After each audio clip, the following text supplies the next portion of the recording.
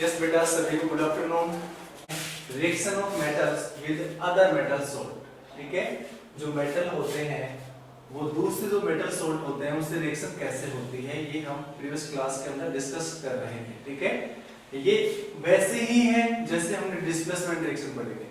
इसका मतलब वही है जो वहां पे था। मतलब एक मोर रिएक्टिव है वो लेस रिएक्टिव को डिस्प्लेस करेगा, लेकिन जो एक लेस रिएक्टिव है वो मोर रिएक्टिव को कभी भी डिस्प्लेस नहीं करेगा। ठीक है, जैसे इसमें हमने दो प्रकार की रिएक्शन देखी थी।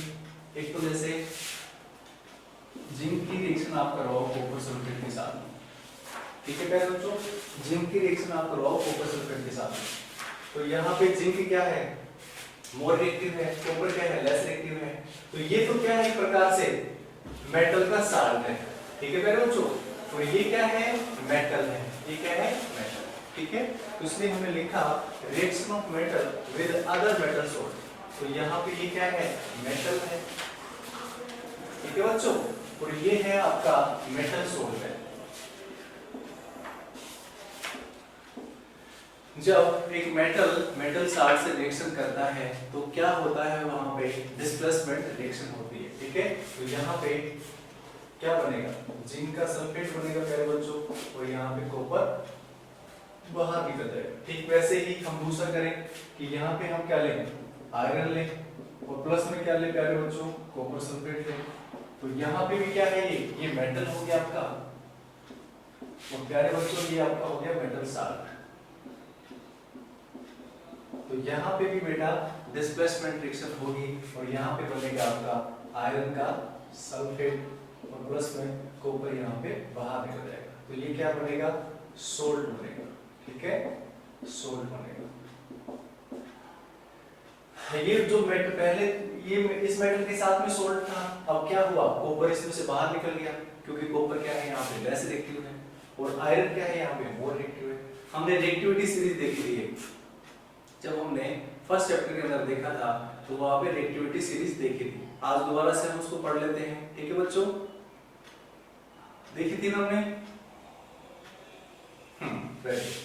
इसका स्क्रीनशॉट ले आप एक बार, या लिखना चाहो तो एक बार लिख लो, मैं लिख देता हूँ यहाँ पे, एक बार इसको साफ करो। ठीक है, लिखवा देता हूँ आपको, है ना, लिखना है आपको।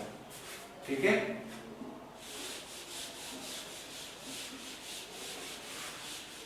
आपको लिखना है इसके अंदर, reactive metals can displace less reactive metals. Reactive metal can displace less reactive metal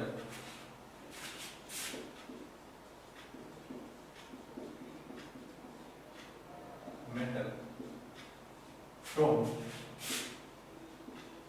its salt solution. ठीक है बच्चों, सोल्ट सॉल्यूशन। उसके बाद मेटल ए लिखना है आपको, मेटल ए। उसके बाद लिखना है आपको metal salt solution of metal B, salt solution of metal B. और यहाँ पे प्यारे बच्चों आपको बनेगा salt solution of metal A, और प्लस में यहाँ पे बनेगा आपका मेटल बी। ठीक है प्यारे बच्चों, ये लाइन सभी की समझ में आ रही है। अब देखो इसके एग्जांपल्स ले लेते हैं। एग्जांपल्स फर्स्ट, जैसे मैंने बताया जिंक सल्फेट, जैसे जिंक ले लो, प्लस में आप ले लो बेटा कॉपर सल्फेट, रिएक्शन होगी तो क्या बनेगा, जिंक का सल्फेट बनेगा, और प्लस में कॉपर बाहर निकलेगा। एक एग्जांपल तो ये हो गया। ठीक है, एक दूसरा एग्जांपल और ले लो, जैसे यहाँ पे आयरन ले लो, प्लस में कॉपर सल्फेट ले लो, और रिएक्शन के बाद क्या बनता है प्यारे बच्चों, यहाँ पे बनता है आयरन का सल्फेट, और प्लस में आपको बनता है कॉपर बाहर। ठीक है, यहाँ पे लिख सकते हैं हम, ये क्या है प्यारे बच्चों, जिंक, ये क्या है कॉपर सल्फेट,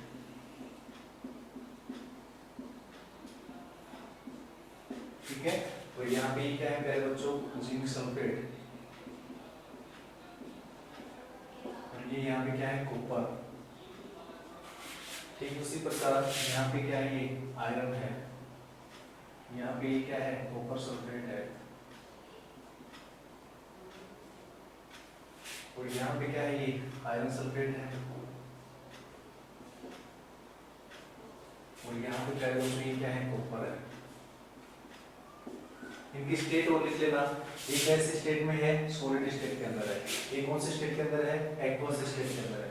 यहाँ पे ये भी कौन से स्टेट के अंदर है, एक्वस स्टेट के अंदर है। ये कौन से स्टेट के अंदर है, सॉलिड। ठीक उसी प्रकार ये भी सॉलिड स्टेट में है, ये एक्वस स्टेट के अंदर है, ये भी यहाँ एक्वस स्टेट के अंदर है, और ये यहाँ पे सॉलिड स्टेट में। ठीक है, सभी को समझ आ रहा है बेटा? Very good. अब हम बात करते हैं आगे, किसकी बात करते हैं पहले बच्चों, रिएक्टिविटी सीरीज की। इसको साफ करता हूं, क्विक फास्ट।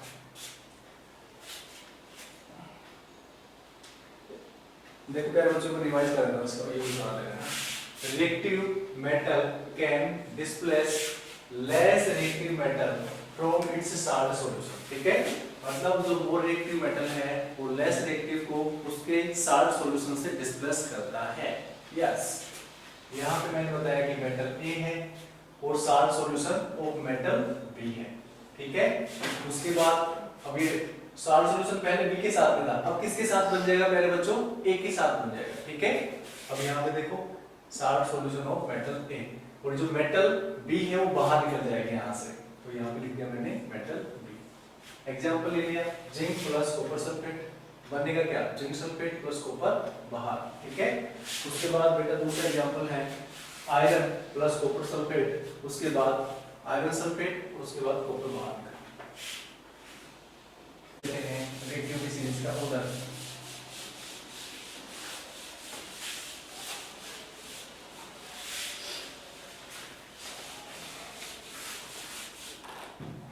रिएक्टिविटी सीरीज इसी में है। इसके बाद बेटा बहुत इंटरेस्टेड टॉपिक आएंगे। ठीक है, बिल्कुल आनंद आएगा अपने को ना। हाँ, रिएक्टिविटी सीरीज में वही है, सबसे पहले क्या आता है, बोलो बोलो, पोटेशियम आता है, सोडियम आता है, कैल्शियम आता है, मैग्नीशियम आता है। ठीक है, सबसे ऊपर क्या आता है प्यारे बच्चों, सबसे ऊपर आता है आपका पोटेशियम, फिर आता है सोडियम, फिर आता है कैल्शियम, फिर आता है मैग्नीशियम, फिर आता है एल्युमिनियम, फिर आता है क्या, एल्युमिनियम के बाद में हाँ मैग्नीशियम के बाद में एल्युमिनियम, एल्युमिनियम के बाद में जिंक, जिंक के बाद में आयरन, आयरन के बाद में लेड, लेड के बाद में हाइड्रोजन, हाइड्रोजन के बाद में पहले बच्चों आता है कॉपर, उसके बाद Hg, उसके बाद Ag, उसके बाद Au। ठीक है, ये कुछ रिएक्टिविटी सीरीज है, वो आपको ध्यान रखनी है। यहाँ पे इसको क्या लिखते हैं प्यारे बच्चों, और यहाँ पे देखो इससे ऊपर वाले, ठीक है, ये क्या है, यहाँ पे पोटेशियम में आपका रिवाइज हो जाएगा। ठीक है, ये है सोडियम, ये है कैल्शियम, ये है मैग्नीशियम, ये है प्यारे बच्चों एल्युमिनियम, ये है आपका जिंक, ये है आपका आयरन, ये है आपका लेड, सीसा जो होता है, ये आपका हाइड्रोजन है। ठीक है, ये है आपका कॉपर, ये है मरकरी, ये है सिल्वर, और ये है आपका गोल्ड। तो ऊपर से नीचे आएंगे तो ये क्या है, मोर रिएक्टिव है, ये कैसे है, लेस रिएक्टिव है, मतलब decreasing, decreasing order of reactivity. ठीक है, मेटल से हम लिख देते हैं metal above, metal above hydrogen are more reactive. ठीक है बच्चों, उसके बाद metal below hydrogen are less reactive. ये कुछ रिएक्टिविटी की सीरीज है, वो आपको याद रखनी है। ठीक है बच्चों।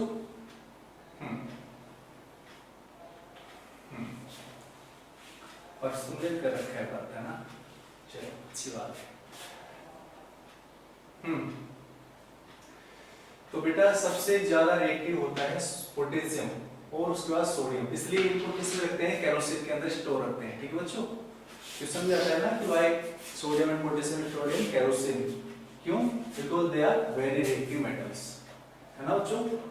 उसके बाद कैल्शियम आता है, फिर मैग्नीशियम आता है, एल्यूमिनियम आता है, जिंक आता है, आयरन आता है, लेड आता है, हाइड्रोजन आता है, कॉपर आता है, Ag, ठीक है। तो क्या मेरे को ये बताओ कि मैं बोलूं यहाँ पे ZnSO4 ऐसे बनाओ Fe प्लस ZnSO4 रिएक्शन होगी या नहीं होगी बताना है। सेकंड रिएक्शन में बोलूं आपको क्या बोलूं, जैसे FeCu प्लस FeSO4, ठीक है। थर्ड रिएक्शन है Fe plus Zn plus FeSO4। उसके बाद फोर्थ है आपकी Fe प्लस कॉपर सल्फेट। बताओ कौन कौन सी रिएक्शन होगी, कौन कौन सी रिएक्शन नहीं होगी। हाइड्रोजन बेटा इनसे ऊपर वालों से लेस रिएक्टिव है, नीचे वालों से मोर रिएक्टिव है, ठीक है। हाइड्रोजन ऊपर वालों से लेस रिएक्टिव और नीचे वालों से मोर रिएक्टिव। जल्दी से बताओ कौन कौन सी रिएक्शन होगी। क्या रिएक्शन फर्स्ट होगी, क्या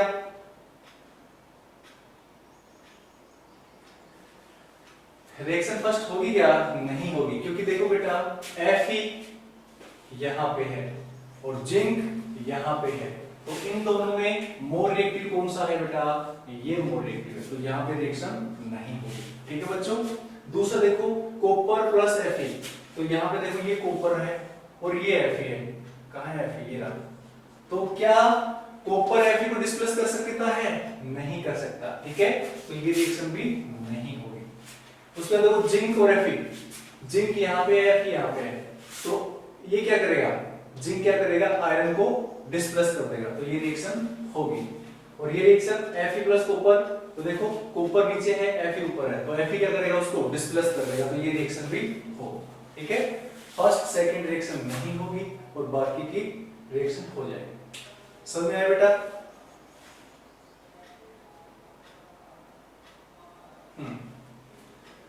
तो ये आपने सभी ने स्क्रीनशॉट ले लिया इसका। ये क्वेश्चन में समझ गए ना कौन सी रिएक्शन होगी कौन सी नहीं होगी। यदि जिसके रिएक्टिविटी सीरीज याद है तो वो क्वेश्चन कर सकता है ना, ऐसे क्वेश्चन आते हैं। अब देखो बेटा हम थोड़ा सा इससे हटके थोड़ा सा क्या है टॉपिक है ना।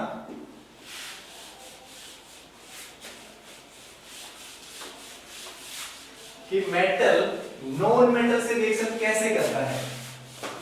हमेशा मेटल रिएक्शन करता है नॉन मेटल से, ठीक है बच्चों। और क्या बनाता है, मेटल नॉन मेटल से रिएक्शन करने के बाद कंपाउंड बनाता है, ठीक है बच्चों।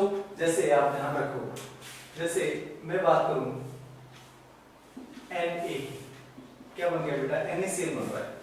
इधर देखो सभी स्क्रीन की तरफ, ठीक है। अब यदि मैंने आपको पीरियोडिक टेबल बताई थी, मैंने आपको आराम से बताया था कि मेटल कौन कौन से हैं, नॉन मेटल कौन कौन से हैं, ठीक है। तो देखो ये जो सोडियम है, सोडियम क्या है प्यारे बच्चों, मेटल है। और क्लोरीन क्या है यहाँ पे, नॉन मेटल है, ठीक है। तो Na की रिएक्शन Cl से हो रही है और क्या बन रहा है प्यारे बच्चों, NaCl, ठीक है। और ये क्या है यहाँ पे, कंपाउंड ऑफ NaCl, ठीक है। NaCl क्या है प्यारे बच्चों, कंपाउंड। उसी प्रकार से दूसरा एग्जांपल ले लो, जैसे MgCl2 बनता है, क्या बनता है प्यारे बच्चों, MgCl2। Mg क्या है यहाँ पे, मेटल है। Cl क्या है यहाँ पे, नॉन मेटल है, ठीक है प्यारे बच्चों। एक बार समझ लो है ना, उसके बाद मैं आराम से लिखवाऊंगा तुम्हें, ठीक है, टेंशन मत लेना, है ना। हाँ देखो यहाँ पे, तो अब ये Na, पहले हम इसकी बात करते हैं कि NaCl से रिएक्शन कैसे करता है, ठीक है। देखो दो चीजें होती हैं, एक होता है कैटायन। आयंस कितने प्रकार के होते हैं प्यारे बच्चों, कैटायन के ऊपर पॉजिटिव चार्ज, एक होता है एनायन, उसके ऊपर नेगेटिव चार्ज। ठीक है, जहां पे इलेक्ट्रॉनों की डिफिशियंसी होती है, जहां पे इलेक्ट्रॉनों की डिफिशियंसी होती है, इलेक्ट्रॉन कम है, तो वहां पे क्या जो कौन सा चार्ज आता है, पॉजिटिव चार्ज आता है। और जहां पे इलेक्ट्रॉनों की अधिकता है वहां पे कौन सा चार्ज आता है प्यारे बच्चों, नेगेटिव चार्ज आता है। ठीक है, जैसे मैं बोलूं Na+ और मैं बोलूं Cl-, तो यहाँ पे ये क्या है, कैटायन है, इसके पास क्या है, डिफिशियंसी ऑफ इलेक्ट्रॉन है। यहाँ पे ये क्या है, एनायन है।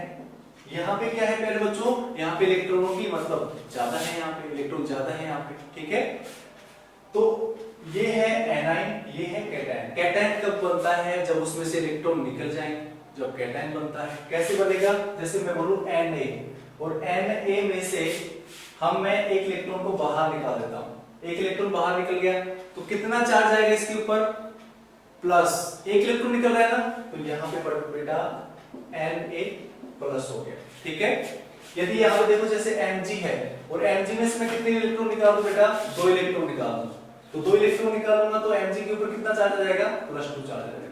ठीक है बच्चों, जितने इलेक्ट्रॉन निकल रहे हैं उतने ही वहां पे क्या लगाने हैं आपको, वैल्यू लगानी है। ठीक है, जैसे मैंने बताया कि सोडियम में से एक इलेक्ट्रॉन मैंने निकाला तो क्या बन गया, सोडियम का एक आयन बन गया।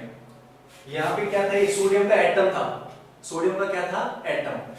एटम से आयन कब बनते हैं प्यारे बच्चों, क्या तो उसमें इलेक्ट्रॉन ऐड हो, क्या इलेक्ट्रॉन उसमें से निकले, तब क्या बनते हैं, आयंस बनते हैं। ठीक है, और एटम कैसी स्पीशीज होती है, न्यूट्रल स्पीशीज होती है, कोई चार्ज नहीं होता है। उसको चार्ज बनाने के लिए क्या तो उसमें से इलेक्ट्रॉन निकालना पड़ेगा, जैसे यहाँ पे निकाला, क्या इलेक्ट्रॉन जोड़ना पड़ेगा, और इलेक्ट्रॉन कहाँ पे जुड़ेगा, जैसे मैंने क्लोरीन के साथ में एक इलेक्ट्रॉन जोड़ दिया तो बेटा क्या हो गया, यहाँ पे क्लोरीन का माइनस हो गया। दिख रहा है सभी को, नॉन मेटल में इलेक्ट्रॉन ऐड होगा और मेटल के अंदर इलेक्ट्रॉन बाहर निकलेगा। जब मेटल के अंदर इलेक्ट्रॉन बाहर निकलेगा तो उसके ऊपर पॉजिटिव चार्ज आएगा, तो जब नॉन मेटल के अंदर इलेक्ट्रॉन जुड़ेगा तो उसके ऊपर कौन सा चार्ज आएगा, नेगेटिव चार्ज। यहाँ पे बनता है कैटायन, यहाँ पे बनता है एनायन। समझ में आ गया सभी, इतना समझ में आया सभी की, वैसे अभी आएगा आपके, है ना, थोड़ा नया नया लग रहा है। आगे देखो क्या होता है, अभी Na और Cl कैसे बनता है। कई बार क्या होता है, जैसे किसी के पास पैसे ज्यादा है, ठीक है, जैसे साक्षी के पास पैसे ज्यादा है और पिंकी के पास पैसे कम है, ठीक है, पूनम मान लो, कोई मान लो, इंसान मान लो किसी, ठीक है, तो साक्षी क्या करेगी, इलेक्ट्रॉन मतलब इलेक्ट्रॉन एक प्रकार से पैसे क्या करेगी, डोनेट करेगी। ठीक है, अब यदि उल्टा काम हो जाए, भगवान ने मंत्र मारा, वो बन गए अमीर और ये बन गई गरीब, तो अब इसको जरूरत पड़ेगी ना, तो शेयरिंग होता है, इलेक्ट्रॉनों की क्या होती है, शेयरिंग होती है, मेटल्स नॉन मेटल्स को देता है, नॉन मेटल्स मेटल्स को देता है। ठीक है, उसी से क्या बनता है, कंपाउंड्स बनता है। अब कैसे बनता है, ठीक है, एक बार आप इसका स्क्रीनशॉट ले लें, उसके बाद आपको रफली आइडिया हो जाएगी सर ने यही पढ़ाया था। ठीक है, उसके बाद मैं आगे बढ़ता हूं, जल्दी से ले स्क्रीनशॉट है इसका, ले लिया। हाँ, अब देखो बेटा, अभी मैं टेबल बनाऊंगा कि मेटल्स नॉन मेटल्स हैं, उनके अंदर सेल के अंदर इलेक्ट्रॉन कितने होते हैं, 4 सेल होती है, K shell, L shell, M shell, N shell, पढ़ी थी ना 9th क्लास में, पढ़ी थी ना, अब दोबारा से देखो। यहाँ पे मैंने इसलिए बोला था कि 9th क्लास का यदि किसी के अच्छे से याद है, अच्छे से पढ़ा है उसमें, और मैंने पढ़ाया है, याद ही होगा। ठीक है, दोबारा से देखो, टेंशन नहीं मिलेगा, है ना। हाँ, जैसे देखो मैं बात कर रहा हूँ NaCl कैसे बनता है, formation of NaCl, formation of NaCl compound. ठीक है, अब प्यारे बच्चों देखो, यहाँ पे मैं यहाँ पे Na लिखता हूँ और इसकी सेल बनाता हूँ, K shell, L shell, M shell, N shell. अब सबसे पहले तो आपको सोडियम का एटॉमिक नंबर पता होना चाहिए, बताओ मेरे को जल्दी से, एटॉमिक नंबर कितना होता है सोडियम का, जल्दी से टाइप करो fast. What is the atomic number of sodium, 11, very good, सभी को आता है, हमारे बच्चे आ रहे हैं। ठीक है, अब देखो यहाँ पे, अब यहाँ पे हमेशा इलेक्ट्रॉन कैसे होगा, देखो 2 इलेक्ट्रॉन यहाँ पे, 8 इलेक्ट्रॉन यहाँ पे और 1 इलेक्ट्रॉन यहाँ। आउटर मोस्ट के अंदर कितना इलेक्ट्रॉन है, 1 इलेक्ट्रॉन है। ठीक है, अभी इसी प्रकार हम क्लोरीन की बात करते हैं। हमेशा ध्यान रखना के सेल में कम से ज्यादा से ज्यादा 2 इलेक्ट्रॉन आएंगे, ठीक है। कितने आएंगे? 2 इलेक्ट्रॉन आएंगे। उसके बाद यहाँ पे 8 इलेक्ट्रॉन आएंगे, 2 और 8 कितना हो गया? 10। कितना बचा? 1 इलेक्ट्रॉन। 1 इलेक्ट्रॉन कहाँ जाएगा? अगली सेल में, ठीक है। 8 से ज्यादा इलेक्ट्रॉन नहीं आ सकते, ठीक है। अब देखो यहाँ पे, अब क्लोरीन कितने नंबर पे आता है प्यारे बच्चों? 17 नंबर पे आता है। तो यहाँ पे देखो इसका कितना हो गया? 2, 8 और 7। इसके आउटर मोस्ट में कितना इलेक्ट्रॉन? मतलब देखो जिसके आउटर मोस्ट में 8 इलेक्ट्रॉन है, कितने इलेक्ट्रॉन है? 8 इलेक्ट्रॉन। जैसे मैं बोलूं नियोन, नियोन कितने नंबर पे आता है? 10 नंबर पे। तो 2 और 8 इसका आउटर मोस्ट कंप्लीट है, ना तो ये इलेक्ट्रॉन देगा ना इलेक्ट्रॉन लेगा, ठीक है। लेकिन यहाँ पे देखो उल्टा है, इसके पास 1 इलेक्ट्रॉन ज्यादा है, 1 इलेक्ट्रॉन इसके पास क्या है? कम है। यदि ये इलेक्ट्रॉन इसको मिल जाए, ये इलेक्ट्रॉन इसको मिल जाए तो इसका ऑक्टेट कंप्लीट हो जाएगा, ठीक है। और यहाँ पे इसका ऑक्टेट भी कंप्लीट है, तो ये कैसा हो जाएगा? स्टेबल हो जाएगा। अब देखो आगे, जैसे मैं Na का बताऊं, Na का, ठीक है। Na के आउटर मोस्ट में कितने इलेक्ट्रॉन प्यारे बच्चों? 1 इलेक्ट्रॉन है। कितने इलेक्ट्रॉन प्यारे बच्चों? 1 इलेक्ट्रॉन। मैं 1 इलेक्ट्रॉन को ऐसे लगा देता हूं, ठीक है। अब मैं बनाता हूं क्लोरीन। क्लोरीन के आउटर मोस्ट में कितने इलेक्ट्रॉन बेटा? 7 इलेक्ट्रॉन। तो देखो यहाँ पे 1, मैं इनको ऐसे बना 2, 3, 4, 5, 6 और 7, ठीक है। 7 इलेक्ट्रॉन है ना। अब ये क्या करेगा? 1 इलेक्ट्रॉन इसको यहाँ पे दे देगा। देते ही क्या बन जाएगा? यहाँ पे इसको ये इसने दिया, देते इस पे कितना चार्ज आ गया? Na+। इसने लिया तो कौन सा चार्ज आ गया? Cl-। समझे या नहीं समझे? इसने जैसे ही अपना इलेक्ट्रॉन शेयर किया तो इसके पास इलेक्ट्रॉनों की कमी हो गई, तो यहाँ पे पॉजिटिव चार्ज आ गया। जैसे इसने इलेक्ट्रॉन लिया तो यहाँ पे इलेक्ट्रॉन की अधिकता हो गई, तो यहाँ पे कौन सा चार्ज आ गया? नेगेटिव चार्ज, ठीक है। तो Na और Cl, तो Na जब Cl को देता है इलेक्ट्रॉन तो ये बनता है NaCl, ठीक है बच्चों। हमेशा जो अपोजिट चार्ज होते हैं, अपोजिट जो चार्ज होते हैं ना, वो क्या करते हैं? Attract each other. क्या करते हैं प्यारे बच्चों? Attract each other. देखो इस पे पॉजिटिव चार्ज है, इसको नेगेटिव चार्ज है, ये क्या करेगा? इसको अट्रैक्ट करेगा, ये किसको करेगा? इसको अट्रैक्ट करेगा। तो यहाँ पे फाइनली क्या बनेगा? NaCl। समझ में आएगा? अब एक और देख लो, जैसे हमें बनाना है MgCl2। क्या बनाना है प्यारे बच्चों? Mg का Cl2 बनाना है, ठीक है। अब हम Mg की बात कर लेते हैं। जैसे Mg है, Mg कितने नंबर पे आता है? जल्दी से बताएं मेरे को, Mg कितने नंबर पे आता है? टाइप करें 12 नंबर पे। Very good. कितने नंबर पे आता है प्यारे बच्चों? 12 नंबर पे। तो 2 और 8 और 2। आउटर मोस्ट में कितने इलेक्ट्रॉन? 2 इलेक्ट्रॉन। और क्लोरीन का हमने कर ही लिया, ठीक है। अब MgCl2 के अंदर कितने इलेक्ट्रॉन? कितने क्लोरीन है बेटा? 2 क्लोरीन है। कितने क्लोरीन है? एक क्लोरीन को 1 इलेक्ट्रॉन चाहिए, तो 2 क्लोरीन को कितना चाहिएगा? 2 इलेक्ट्रॉन चाहिएगा। और यहाँ पे कितने इलेक्ट्रॉन है? 2 इलेक्ट्रॉन, ठीक है। अब देखो यहाँ पे क्या होता है, जैसे Mg है, इसके आउटर मोस्ट में कितने इलेक्ट्रॉन है बेटा? 2 इलेक्ट्रॉन। ऐसे बना देता हूँ, बना दिया मैंने। अब क्लोरीन का बनाओ। क्लोरीन का कितना एटम इसके अंदर? 2। एक यहाँ पे बना दो, एक यहाँ पे बना दो। कितने इलेक्ट्रॉन है आउटर मोस्ट में? 7 इलेक्ट्रॉन है। तो यहाँ पे देखो 1, 2, 3, 4, 5, 6 और 1 7। यहाँ पे देखो 1, 2, 3, 4, 5, 6 और यहाँ पे जैसे मैंने बना दिया 7। अब ये 1 इलेक्ट्रॉन इसको देगा, 1 इलेक्ट्रॉन इसको देगा। कितने इलेक्ट्रॉन की कमी होगी यहाँ पे? बोलो बोलो, 2 की होगी ना। हाँ, तो यहाँ पे कितना चार्ज आ गया? Mg का +2 आ गया नहीं आ गया? और यहाँ पे कितना चार्ज आ गया? चाहे इसको लिख दो 2Cl-। लिख सकते हैं इसको, एक क्लोरीन के ऊपर माइनस चार्ज। कितने क्लोरीन है? 2। तो यहाँ पे 2Cl- लिख सकते हैं ना इसको। अब मैंने बताया था कि अपोजिट चार्ज क्या करते हैं? Attract each other. तो ये इसको अट्रैक्ट करेगा, ये इसको करेगा, तो फाइनली क्या बनेगा यहाँ पे बेटा? Mg का Cl2 बनेगा। समझ में आया क्या? सभी बच्चों को समझ में आ गया क्या? Very good. तो ऐसे ही क्या बनता है? एटम से क्या बनते हैं? कंपाउंड्स बनते हैं, ठीक है। अब आपके सभी के समझ में आ गया। अब हम क्या करते हैं, इनको धीरे धीरे लिख लेते हैं, इन बातों को लिख ले क्या? हाँ,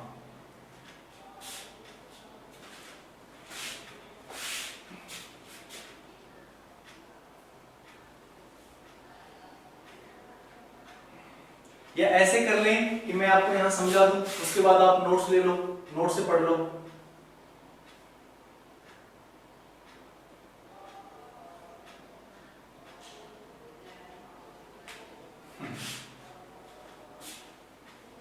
चलो समझाता हूँ ना, नोट्स भी ले लेना, वैसे बता देता हूँ ना, भला होना चाहिए तुम्हारा। आगे देखो बेटा, इसका स्क्रीनशॉट सभी बच्चों ने ले लिया है। अब मैं अब एक टेबल बनाता हूँ जिसके अंदर आउटर मोस्ट के अंदर कितने इलेक्ट्रॉन होने चाहिए, के सेल में कितने, एल में कितने, एम में कितने, एन में कितने, ठीक है।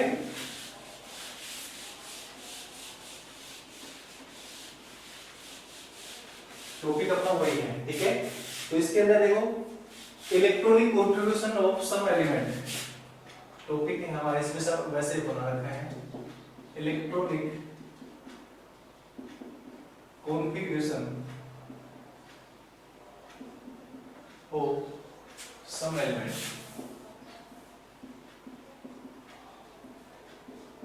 ठीक है प्यारे बच्चों, electronic configuration of some element, ठीक है। अब यहाँ पे देखो टाइप्स ऑफ एलिमेंट, इसके अंदर 3-4 खाने बना रखे हैं, टाइप्स ऑफ एलिमेंट, ठीक है। उसके बाद एलिमेंट के नाम है, बेटा वो ऊपर लिखा हुआ आएगा नहीं है, ठीक है।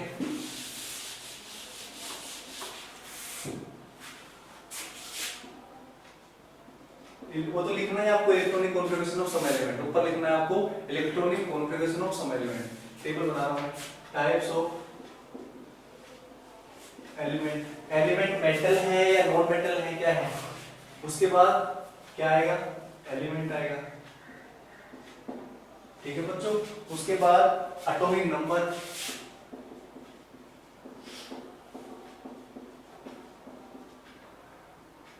उसके बाद बेटा आपकी number of electronic shell, number of electron in sales,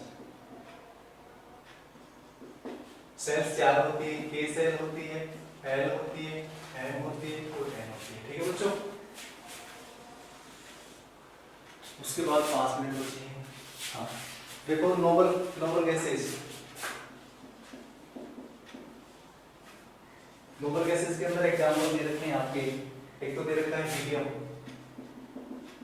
इसको He से रिप्रेजेंट करते हैं, एक है नियोन, इसको Ne से रिप्रेजेंट करते हैं, एक है आर्गन, इसको Ar से रिप्रेजेंट करते हैं, ठीक है। ये सब इसमें आ गया। अब बात करते हैं मेटल्स की। मेटल्स के अंदर क्या क्या है बेटा, एक तो है सोडियम, एक है मैग्नीशियम, एक है प्यारे बच्चों एल्यूमिनियम, एक है पोटेशियम, एक है कैल्शियम, इसका भी पूरा हो गया, ठीक है। उसके बाद नॉन मेटल्स हैं, अब दिखेगा नहीं तुम्हें, लेकिन नॉन मेटल्स में क्या क्या है, नाइट्रोजन है, नाइट्रोजन के बाद ऑक्सीजन है, ऑक्सीजन के बाद फ्लोरीन है, दिख रहा है फ्लोरीन, फ्लोरीन दिख रहा है। अच्छा फ्लोरीन के नीचे एक और लिख देता हूं, है ना, फास्फोरस दिख जाएगा क्या, फास्फोरस दिख रहा है बेटा आपको, नहीं दिख रहा, चलो कोई बात नहीं। फास्फोरस का सल्फर और क्लोरीन, सल्फर है और क्लोरीन है। देखो बच्चों,